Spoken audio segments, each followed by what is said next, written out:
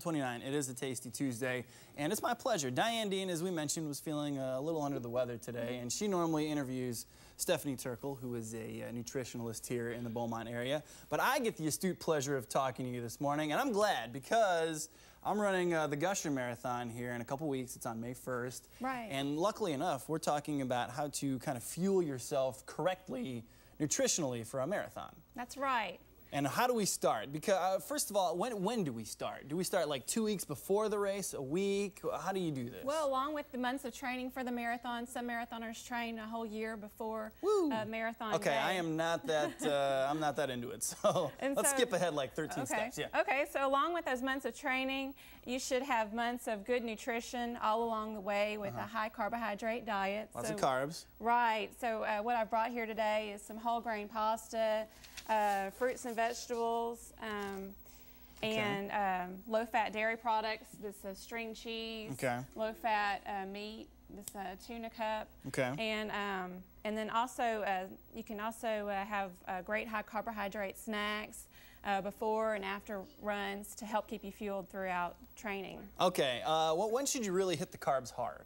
All along. The whole time? The whole time. Let's say you procrastinated and the run is 2 weeks away. I should start immediately? Well, just go with the carbs? You don't really want to do a whole lot of changes to your diet because then you could end up with surprises on race day. Okay. But it's always good to fuel up on carbs. And the week before the run, when you're starting to taper your training, running less, keep eating those carbs, and that'll fuel your muscles for plenty of nutrition, plenty of fuel to make it through the whole marathon. To just keep it in your body and keep it, kind of have a reserve tank almost. Exactly. Of carbohydrates. Okay. Now my big question after that would be the day of, because the run is early in the morning. That's right. You've got to get a good breakfast, because when I've done long distance type things before, I wasn't so fatigued when I came down to it as I was just plain old hungry. You know, because you're burning a lot of calories, and you know, the food that you ate earlier that day goes quick. Absolutely. So you want enough of a breakfast to keep you fueled all day throughout the marathon, but you don't want to eat too many calories that slow you down. Exactly. So a good high carb breakfast could be something like a bagel with peanut butter and some juice, or any specific juice? Orange juice, or you could even go with a Gatorade. Okay, for the electrolytes to keep you hydrated. That's right.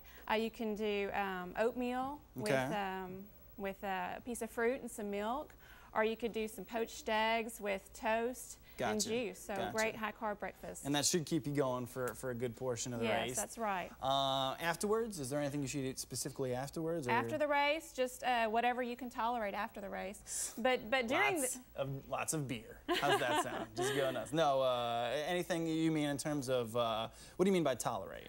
Well, you never know how you're going to feel after a long run. So you know, try to refuel, drink plenty of water, maybe some Gatorade, a Powerade, and then you can have a nice meal after the race. But during the race, it's very important to stay hydrated.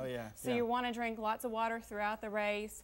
You can check the marathon website and find where they're going to have aid stations. Stop points, Stop points, and they'll have probably water, things like Gatorade, Powerade. They might even have some fruit and some gels. The important thing is to try whatever you're going to do on race day on a training day. Good idea. So you won't end up with any surprises. Very good idea. Okay. And just quickly, this may be off topic, but I've heard that the banana here that you brought is kind of like nature's power bar. You eat one and you've got a good amount of energy coming at you for a couple hours. That's right. Bananas are high in carbohydrates and also high in potassium, which gives you those fuels that you need to make it through runs. And the potassium will help keep you from getting cramps. Okay. Wow. Well, that's a very good little bit of insight there. I did not know.